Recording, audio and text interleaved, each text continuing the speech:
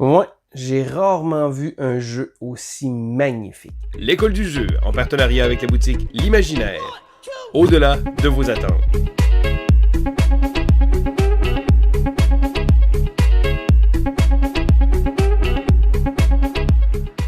Bonjour et bienvenue à l'école du jeu. Mon nom est Sylvain et je vous présente aujourd'hui le jeu Tank Garden. Alors, Tank Garden est un jeu de la compagnie Thundergriff Games qui l'a amené sur Kickstarter. Cependant, le jeu va être distribué à grande échelle par Lucky Duck Games. Qu'est-ce que c'est Tank Garden? Eh bien, c'est un jeu de 1 à 4 joueurs d'une durée d'environ 45 minutes.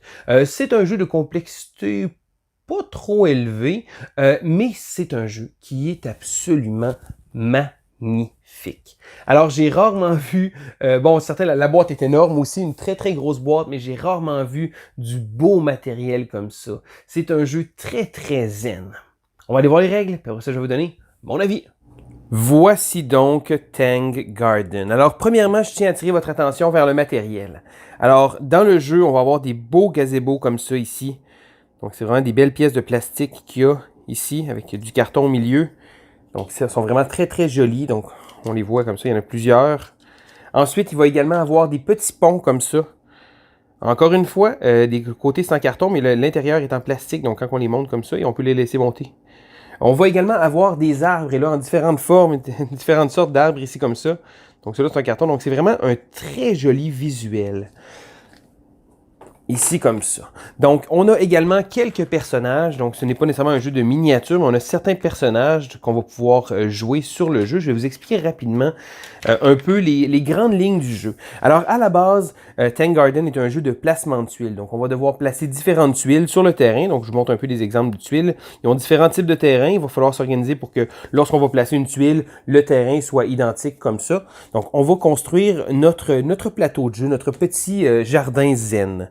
Donc, ensuite de ça, qu'est-ce qu'on va faire? Eh bien, on va devoir placer des décorations. Donc, à notre tour, c'est très simple. On a une des deux actions suivantes à faire. Soit qu'on décide de placer une tuile dans notre jardin en tant que tel. Donc, en prenant une des tuiles qu'il va avoir. Donc, on va révéler les tuiles en haut comme ça. Il y a différents types de tuiles ici qui vont représenter différents types de terrains qu'il va avoir. Donc, soit qu'on va placer une tuile de terrain ou encore qu'on va jouer une décoration. Et là, toutes les belles petites pièces que je vous ai montrées précédemment, c'était ça, c'est des décorations. Donc, on a le deck de cartes de décoration ici. Et là, lorsqu'on va piger des cartes, on va en piger 2 et on va pouvoir en piger quelques cartes supplémentaires selon les piles qui vont être vides. Donc, quand on va utiliser une tuile, la tuile va rester face cachée comme ça. Donc, pour le nombre de tuiles de face cachée, on va piger des cartes supplémentaires et après on va les remontrer. C'est un petit système que le jeu a. Comme je vous dis, je ne vais pas aller trop profondément dans les règles parce que je veux vraiment vous présenter le jeu dans son ensemble. Et là, les décorations comme ça ici, on peut avoir des arbres, donc les arbres que je vous montrais. Et là, chacune des décorations va donner des points à sa façon. Donc, les arbres, c'est d'avoir le nombre d'arbres différents. Donc, plus on a des arbres différents, on va pouvoir marquer des points. Ensuite, on a des feuilles de lotus. Donc, les petites feuilles ici, comme ça, sont représentées. On a des tokens supplémentaires, comme ça, ici. Donc, on a des petites fleurs. On a également des poissons. On a également des oiseaux. Donc, ça, c'est tous des décorations qu'on va pouvoir avoir. Donc, les poissons ici. Donc, les poissons ici, pour faire des points, il va falloir qu'ils soient... Donc, avoir un poisson et un oiseau, ça va marquer 6 points parce qu'un poisson seul, ça ne fera pas de points. Les pavillons, eux, donc les petits gazebos, ils vont faire des points à la fin de la partie pour la personne qui en a le plus. Ici, bon, encore un autre type de fleurs. Donc, s'ils sont avec les lotus, encore une fois, on va pouvoir marquer des points. Donc, au cours de la partie, justement, les décorations vont nous permettre de marquer beaucoup de points. Mais pour avoir les décorations, il va falloir avoir des terrains qui vont être corrects. Parce que sur les terrains se retrouve un petit icône. Donc, on le regarde ici. J'ai une petite feuille. Et là, lorsqu'on va placer les différentes décorations, on va pouvoir les placer seul si le terrain va être correspondant ici comme ça. Donc, encore une fois, en haut, on a différents types de terrains qu'on peut avoir. On peut avoir également quelques bonus lorsqu'on va les jouer. Et là, ça va être représenté par différentes icônes sur le plateau de jeu. Donc, on remarque ici sur la grande tuile principale, on a certains de ces icônes-là qui sont présents. Donc, lorsqu'on va placer une décoration, il va falloir exactement la placer. Donc, encore une fois, si jamais les terrains, les cases ne sont pas disponibles sur le plateau de jeu, eh bien à ce moment-là, on va devoir justement placer des tuiles pour pouvoir nous permettre d'avoir les bons icônes au bon moment. Vous allez remarquer à l'extérieur aussi, il y a des petites tuiles comme ça. Lorsqu'on va placer une tuile sur un de ces jetons-là, on va pouvoir le prendre. Et là, ce que ça va faire, c'est que ça va nous donner une tuile de paysage. Et là, les tuiles de paysage, encore une fois, vraiment magnifiques. Donc, on a des petits paysages comme ça. Et là, ces paysages-là ont certains icônes dessus. Donc, ils vont pouvoir marquer des points à la fin de la partie. Et ce qui est intéressant, c'est que lorsqu'on va placer les paysages, on va les placer ici comme ça. Donc, ils viennent se placer à la verticale. Donc, tout au courant de la partie, on va être amené à placer des différentes décorations comme ça sur le plateau de jeu. Donc, on a les petites décorations, donc les paysages qui sont proches, et on a également les paysages qui sont lointains. Donc, comme ça ici. Donc, il va y avoir différentes piles. Et encore une fois, certains icônes qui vont venir pour, à la fin de la partie, marquer des points selon les personnages qu'on va avoir. Et la même chose, lorsqu'on va placer ces tuiles-là, on va pouvoir les placer ici comme ça. Et ça transforme le jeu. Ça devient absolument magnifique, le paysage que ça donne. Donc, encore une fois, de très très beaux visuels. Je trouve que la direction artistique de ce jeu-là s'est vraiment surpassée.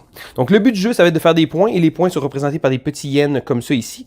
Donc, tout au courant de la partie, on va en gagner de plusieurs façons différentes. Donc, chaque joueur va avoir un petit plateau de joueurs individuels. Et là, je vous montre le plateau de joueurs. Donc, les plateaux de joueurs sont comme ça ici. Et on va avoir des cubes. Tadam! Ici. Donc, on va placer les cubes dans les différents carrés. Et lorsque on va placer une tuile et qu'on va réussir à connecter différents terrains qui sont du même type, exemple, connecter de la forêt, à ce moment-là, on va pouvoir avancer notre petit marqueur.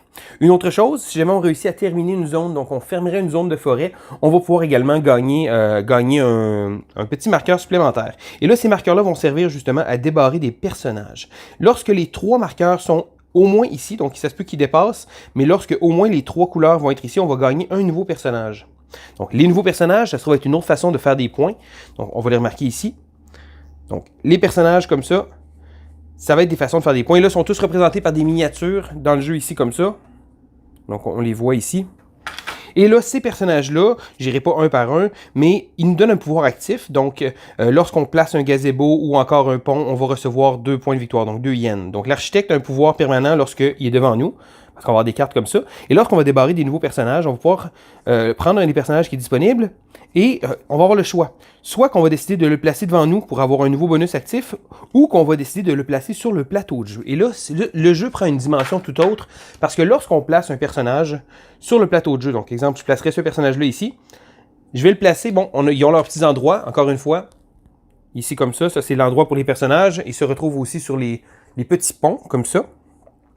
Et lorsqu'on va placer un personnage, on va devoir choisir un endroit valide et on va choisir une direction dans laquelle il va regarder. Parce que les personnages ont souvent des bonus de points selon l'endroit où ils vont regarder. Donc, si jamais, exemple, le personnage regarderait par là, eh bien, il va marquer des points pour différents types de tuiles. Et là, chacun des personnages a différentes façons, souvent avec les icônes. Les icônes qu'on retrouve sur les cartes de paysages comme ça. Mais des fois, également, ça va être selon les icônes qu'il va avoir des tuiles qui vont être placées. Donc, ça va être important de placer, de faire bien attention où placer son personnage et d'avoir la bonne orientation de manière à maximiser ses points. Donc, on va tenter de regarder les paysages et je trouve ça très joli parce que lorsqu'on zone avec un petit effet de perspective, on regarde à la hauteur du personnage et on voit certaines icônes et ça nous permet de pouvoir marquer des points. Donc, par exemple, ici, bon, regarde ici, il y a 2 petits animaux. Donc, si on avait un personnage qui marquerait des points selon les icônes d'animaux, on essaierait de le tourner vers là pour qu'il puisse voir le paysage comme ça. Donc, ça, c'est pour les personnages qui est une autre façon de faire des points. Bon, on a également plein d'autres petites choses dans le jeu. On a des tuiles bonus qui vont nous donner des points. Aussi, on peut regagner des points de victoire lorsqu'on arrive avec un certain niveau, comme ça ici. Mais je vais quand même vous laisser explorer le jeu, parce que je voulais vous présenter le jeu dans son ensemble. Donc, en gros, ce qu'on va faire, c'est justement, on va tenter de placer des tuiles pour pouvoir générer des endroits, pour pouvoir placer des différentes décorations qui vont nous donner des points. Et voilà, ça fait le tour des règles de Tang Garden. Alors, qu'est-ce que je pense de ce jeu-là? Premièrement, il y a un mot qui me vient toujours en tête quand je pense à ce jeu-là, c'est zen. C'est un jeu très relaxant, je dirais. C'est pas un jeu qui a énormément d'interactions négatives. Bon, on peut prévoir nos choses, on a de l'impact un peu sur ce que les autres joueurs vont faire, mais à la base, c'est pas un jeu qui se veut être un jeu agressif. C'est un jeu relativement simple, quoique je dois dire que le positionnement des petits bonhommes qu'on va avoir, c'est un peu casse-tête. C'est le concept qui est le plus difficile à expliquer, parce que le jeu en tant que tel, le placement des tuiles, le petit plateau personnel qu'on monte, c'est relativement très simple à comprendre et c'est très bien expliqué aussi. Le jeu, des beaux exemples, le livret de règles est très bien fait. Mais ce qui vient un peu plus compliquer la chose, c'est de faire des points avec les personnages qu'on va avoir. Donc, la façon de voir les icônes, le placement, bon, il y a une certaine orientation. Et ça, c'est le concept qui est un peu plus difficile à expliquer aux gens au départ. Mais c'est pas du tout un jeu compliqué, c'est pas un jeu complexe, parce que quand on a compris ça, ça devient très simple.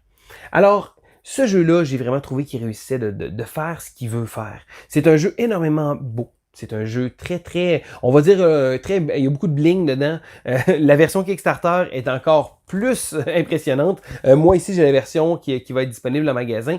Mais là, ce que vous avez vu, c'est justement, c'est la version normale du jeu. C'est même pas une version de luxe ou quoi que ce soit. Le jeu en soi est un jeu de luxe.